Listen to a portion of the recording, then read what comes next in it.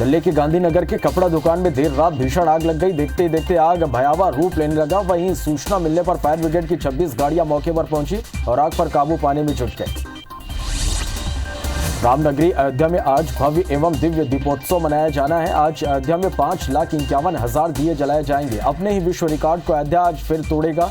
अद्भुत सरयू आरती का आयोजन होगा। दीपावली की तैयारी में अयोध्या नगरी को दुल्हन की तरह सजाया गया।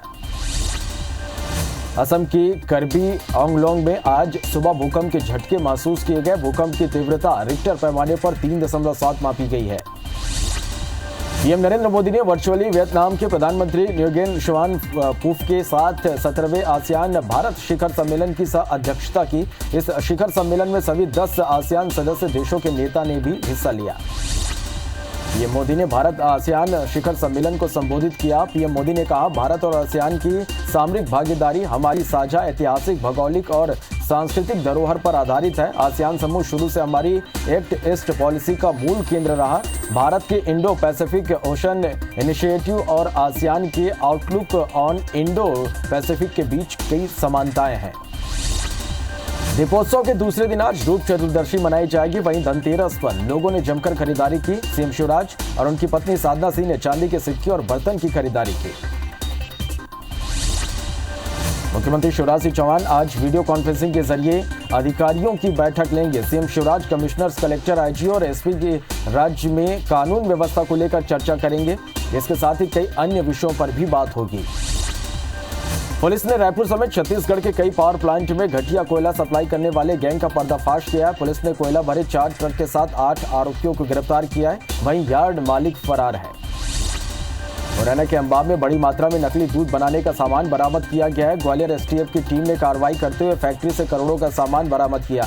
जब्त सामान की कीमत 2 करोड़ से ज्यादा बताई जा रही। दुनिया भर में कोरोना संक्रमितों की संख्या 5 करोड़ 30 लाख के पार पहुंच गई। वहीं कुल मौत का आंकड़ा 12,98,000 के पार हो गया। अब तक दुनिया में 3 करोड़ 72 लाख से ज्यादा मरीज ठीक हुए हैं। वहीं दुनिया में 1 करोड़ 45,000 एक्टिव मरीजों का इलाज जारी है। विश्व में कोरोना संक्रमण में अमेरिका पहले नंबर पर बना हुआ है। देश में कोरोना संक्रमितों की संख्या 87,27,000 के पार पहुंच गई है। देश में अब तक 81,13,000 मरीज ठीक होकर घर जा चुके हैं। वहीं कोरोना से अब तक 1,28,000 से ज्यादा लोगों की मौत हो गई है। देश में एक्टिव केस लगातार घटते हुए 5 लाख के नीचे आ गए हैं। हालांकि पिछले 24 घंटे में 43,000 से ज्यादा नए मरीज सामने आए हैं। मध्य प्रदेश में कोरोना के 1,046 नए केस मिलने से संक्रमितों की संख्या 1,80,000 के पार पहुंच गई है। प्रदेश में 10 मौत से कुल आंकड़ा 3,065 पहुंच गया है। वहीं 692 मरीज के डिस्चार्ज होने से कुल आंकड़ा 1,69,000 के पार पहुंच गया। अभी 8,672 एक्टिव मरीजों का इलाज जारी है। इधर छत्तीसगढ़ में 24 घंटे में कोरोना के 1,817 नए मरीजों से आंकड़ा 2 लाख को पार कर गया। वहीं एक्टिव मरीजों की संख्या 20,061 पहुंच गई है। 20 मौत से कुल आंकड़ा 2,527 पहुंच गया है। प्रदेश में 1,709 मरीज के डिस्चार्ज होने से कुल आंकड़ा 1,85,000 के पार पहुंच गया। गृह मंत्री डॉक्टर नरोत्तम मिश्रा 4 दिवसीय प्रवास पर दतिया पहुंचे, जहां लगभग 42 लाख की लागत से बनने वाले पुलिस अधिकारी और कर्मचारी आवास की नींव रखी। यह इमारत संभाग की सबसे ऊंची इमारत भी होगी। इस दौरान उन्होंने अपने संबोधन में कहा कि भांडेर उपचुनाव में बीजेपी की जीत धर्म की जीत एवं अधर्म की हार है। उपचुनाव के बाद मध्य प्रदेश बीजेपी में ताकतवर बनकर उभरे ज्योतिरादित्य सिंधिया के पुराने विरोधियों की पार्टी में राजनीतिक भविष्य को लेकर अटकलें तेज हो गई है। सिंधिया के विरोध को लेकर राजनीति करने वाले जयवान सिंह पौया और लोकसभा में सिंधिया को मात देने वाले गुना सांसद केपी यादव का क्या भविष्य है, इस पर सबकी निगाह है। विधानसभा उपचुनाव जीतने के बाद कांग्रेस के विपिन वानखेड़े का आगर विधानसभा के कानड़ में भव्य विजय जुलूस निकाला गया। वानखेड़े ने आगर के विधानसभा उपचुनाव में भाजपा के मनोज ऊंटवाल को 1,998 वोटों से शिकस्त दी है। मध्य प्रदेश में उपचुनाव निपटने के बाद अब निकाय चुनाव की तैयारी तेज हो गई है। इसके लिए नगरीय प्रशासन ने प्रक्रिया लगभग पूरी कर ली है। 295 निकायों में वार्ड आरक्षण भी पूरा हो चुका है। बाकी 49 निकायों में भी जल्द ही प्रक्रिया पूरी होने की संभावना है। मध्य प्रदेश के पुराने 378 निकायों में से 315 का कार्यकाल समाप्त हो चुका है। इनमें दिसंबर या जनवरी में चुनाव संभावित है। बोधघाट परियोजना को लेकर बस्तर जिले के लवांडीगुड़ा में प्रभावित गांव के जनप्रतिनिधियों और विधायक सांसद के बीच बैठक बुलाई गई थी। बैठक में बोधघाट परियोजना के प्रभावित 42 गांव के सरपंच, जनपद सदस्य मौजूद रहे। इस दौरान बस्तर सांसद दीपक बैज ने कहा कि जल्द ही ग्रामीणों के पक्ष से शासन को अवगत करा दिया जाएगा। सतना के रामपुर बघेलन सामुदायिक स्वास्थ्य केंद्र में नसबंदी शिविर के दौरान बरती गई लापरवाही को लेकर महिला कांग्रेस परिजनों के साथ जिला कलेक्टर को ज्ञापन सौंपा। साथ ही मांग किया कि इस मामले में सख्त कार्रवाई हो। जिला कलेक्टर ने एसडीएम के नेतृत्व में 3 सदस्यीय जांच टीम बनाई जो मामले की जांच कर रही है। नया रायपुर स्थित शहीद वीर नारायण श्रम अन्न दान योजना दाल भात केंद्र का शुभारंभ श्रम मंत्री शिव डहरिया और उद्योग मंत्री कवासी लखमा ने किया। दाल भात केंद्र में मजदूरों को निःशुल्क भोजन उपलब्ध कराया जाएगा। मंत्री ने महिला स्व सहायता समूह को 40,000 रुपए का चेक भी दिया। स्वास्थ्य मंत्री टीएस सिंहदेव ने 20 नई एम्बुलेंस को हरी झंडी दिखाकर रवाना किया। अब रायपुर में 300 नई एम्बुलेंस के जरिए आपात चिकित्सा सुविधाओं तक जरूरतमंदों को पहुंचाया जा सकेगा। स्वास्थ्य विभाग की 108 संजीवनी एक्सप्रेस सेवा के संचालन के लिए राज्य शासन और एक इमरजेंसी सर्विस के बीच प्रदेश भर में 300 एम्बुलेंस के संचालन के लिए एमओयू किया गया था। बलरामपुर जिले के 4 विकासखंड में इंग्लिश मीडियम स्कूल के लिए भृत्य की भर्ती की जा रही है। जिला प्रशासन और शिक्षा विभाग की टीम ने चयनित उम्मीदवारों को धनतेरस के दिन ज्वाइनिंग लेटर दिया। जिला शिक्षा अधिकारी का कहना है कि चयनित अभ्यर्थियों के भर्ती को यादगार और खुशहाल बनाना था, इसलिए उन्हें आज बताया गया कि उनका चयन हो गया है। कोविड-19 लॉकडाउन के कारण पिछले 7 महीने से बंद सिनेमा घरों और मल्टीप्लेक्स के मालिकों को छत्तीसगढ़ सरकार से राहत मिली है। राज्य सरकार ने खेल, सांस्कृतिक, धार्मिक, राजनीतिक और मनोरंजन के कार्यक्रमों के आयोजन के लिए दिशा निर्देश जारी कर दिए हैं, लेकिन इस संबंध में अंतिम फैसला लेने का अधिकार टॉकीज मालिकों पर छोड़ा गया है। पन्ना में खनिज मंत्री विजय प्रताप सिंह के गृह जिले में रामराज कंस्ट्रक्शन ने करीब 20 एकड़ जमीन पर अवैध उत्खनन कर शासन को करीब 50 करोड़ का चूना लगाया। कंपनी के ठेकेदार ने भोले भाले किसानों की जमीन पर करीब 10 एकड़ में अवैध उत्खनन कर लिया।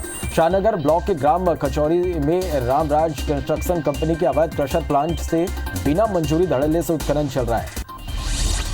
28 विधानसभा सीटों पर हुए उपचुनाव में हार का मुंह देखने के बाद अब कांग्रेस में आत्ममंथन का दौर जारी है। अपने गृह जिले खरगोन पहुंचे पूर्व अध्यक्ष अरुण यादव ने कांग्रेस की हार पर कहा कि जनता का जनादेश हमें स्वीकार है। संघर्ष के बाद एक बार फिर से जनता के बीच जाएंगे। पीसीसी चीफ के पद को लेकर कहा कि यह सब हाईकमान तय करता है। बलरामपुर के वाड्रप नगर में स्कूलों में साफ सफाई के रूप में कार्यरत कर्मचारियों को 6 महीने से मानदेय नहीं मिलने पर कलेक्टर को ज्ञापन सौंपा। सफाई कर्मियों का कहना है कि मानदेय को लेकर कई बार बीओ और डीईओ को ज्ञापन सौंप चुके हैं, लेकिन कोई सुनवाई नहीं हुई। गोबर रवापारा में डिपार्टमेंटल स्टोर संचालिका ऑनलाइन ठगी का शिकार हो गई। आरोपी ने महिला से 99,501 रुपए की ऑनलाइन ठगी की। महिला को जब ठगी का एहसास हुआ तो उसने थाने में शिकायत की। वहीं पुलिस की टीम मामले की जांच में जुट गई है। रतलाम में नशे में धुत पुलिसकर्मी ने युवक पर बाइक चढ़ा दी। हादसे में युवक की मौत हो गई। घटना के बाद परिजनों ने जमकर हंगामा किया। घटना शहर के औद्योगिक थाना इलाके की है।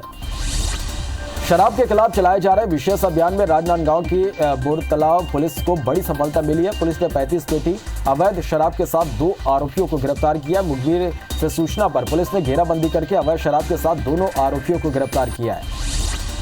मंडला जिले के समैया गांव के ग्रामीणों ने शराबबंदी को लेकर मोर्चा खोल दिया। शराबबंदी के लिए ग्रामीणों की ओर से बैठक का आयोजन किया गया, जिसमें बुजुर्ग से लेकर युवा शामिल हुए। बैठक में निर्णय लिया गया कि अब से गांव के किसी घर में शराब पाई गई तो सामाजिक रूप से 2,500 रुपए का जुर्माना देना पड़ेगा। ग्वालियर में एक युवक की बदमाशों ने गोली मारकर हत्या कर दी। महादेव उर्फ मिथुन गुर्जर मुरैना जिले का रहने वाला था। वह पिछले 5 सालों से शताब्दीपुरम में अपने रिश्तेदार के यहाँ रहकर पढ़ाई के साथ डेयरी का संचालन कर रहा था।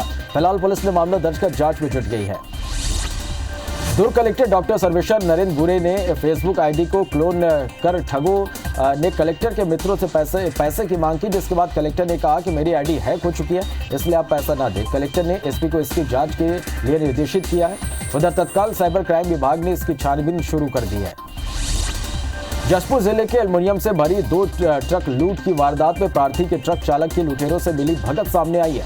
पुलिस ने उड़ीसा के ट्रक चालक प्रशांत प्रधान के साथ उनके एक सहयोगी को गिरफ्तार किया है और वाहन भी जब्त किया गया है। पन्ना के जसवंतपुरा में बीती रात 2 चोरों ने एक घर में धावा बोल दिया और जैसे ही परिवार वालों को इसकी आहट लगी, परिवार वालों ने दौड़कर दोनों चोरों को पकड़ लिया और फिर जमकर पिटाई कर दी, जिसका लाइव वीडियो सामने आया। आरोपी आदतन चोर बताए जा रहे हैं। देवास के भोपाल रोड में सीमेंट से भरा ट्राला पलट गया, जिसकी चपेट में एक कार दब गई, जिससे एक शख्स की मौत हो गई। गैस कटर से रेस्क्यू कर कार में फंसे शव को बाहर निकाला गया। बताया जा रहा है कि मृतक दिवाली मनाने गुजरात से इटारसी अपने घर जा रहे थे, लेकिन देवास में उनकी मौत हो गई। सिंगरौली के झदरोहा गांव में एक तेज रफ्तार ट्रक ने 14 साल के बच्चे को कुचल दिया, जिससे उसके मौके पर ही मौत हो गई। हादसे के बाद गुस्साए लोगों ने ड्राइवर को पकड़कर उसकी जमकर पिटाई कर दी। घटना की जानकारी मिलती पुलिस भी मौके पर पहुंची और लोगों को शांत कराया। साथ ही ड्राइवर को इलाज के लिए चितरंगी अस्पताल में भर्ती कराया गया है। कोरबा के पौड़ी बाहर बस्ती में महिला की खून से लथपथ लाश उसके घर के बेडरूम में मिली। बताया जा रहा है कि पति पत्नी के बीच चरित्र संदेह को लेकर विवाद हुआ था, जिसके बाद रामपुर चौकी पुलिस मृतका के पति को हिरासत में लेकर पूछताछ कर रही है। धार के अमझेरा थाना इलाके में 7 वर्षीय बालिका को तेंदुए ने अपना शिकार बना लिया। बच्ची पिता के साथ घर के बाहर सो रही थी, तभी तेंदुआ आ पहुंचा और बच्ची को उठाकर ले गया। घटना गनियार गांव की है। छत्तीसगढ़ के राज्यपाल दिवाली मनाने अपने गृह जिले छिंदवाड़ा पहुंचे। इस दौरान उन्होंने प्रदेश की जनता और जिले वासियों को बधाई दी। साथ ही उन्होंने अपील की कि कोरोना के चलते इस बार नियम कानून के अंतर्गत ही दीपावली पर्व को मनाएं। गाइडलाइन का प्रत्येक व्यक्ति को पालन करना होगा। धमतरी जिले के मगरलोड में किसानों को उनके अधिग्रहित भूमि का मुआवजा नहीं मिल रहा। वर्तमान में एडीबी द्वारा स्वीकृत रोड निर्माण में 47 किसानों की जमीन को बिना सूचना दिए अधिग्रहित कर रोड निर्माण किया जा रहा। वही मुआवजे को लेकर किसान अब शासन प्रशासन से गुहार लगा रहे हैं। इधर जिला प्रशासन ने किसानों को जल्द मुआवजा देने का आश्वासन दिया है। अशोकनगर से नवनिर्वाचित बीजेपी विधायक जजपाल सिंह जज्जी गांधी पार्क पहुंचे और यहां हस्तनिर्मित वस्तुओं की खरीदारी की। उन्होंने करीब आधा दर्जन दुकानों से मिट्टी के दिए खरीदे। साथ ही किसान परिवार से ताल्लुक रखने वाले विधायक ने अपने मवेशियों को सजाने के लिए सामान भी खरीदे। जशपुर जिले में इन दिनों कई नगरीय क्षेत्रों में स्व सहायता समूह की महिलाएं गोबर के दिए बनाकर आत्मनिर्भर बन रही हैं। दियों की सुंदरता चाहिए, लिहाजा इनकी डिमांड भी ज्यादा है। गोबर के दिए नगरीय इलाकों के मार्केट में हाथों हाथ बिक रही है। वहीं अन्य जिलों से भी ऑर्डर मिल रहे हैं। बैतूल जिले के उद्योगपति और पूर्व कांग्रेस विधायक विनोद डागा का दिल का दौरा पड़ने से निधन हो गया। दिवंगत उद्योगपति विनोद डागा की अंत्येष्टि आज कोठी बाजार मोक्ष धाम में होगी।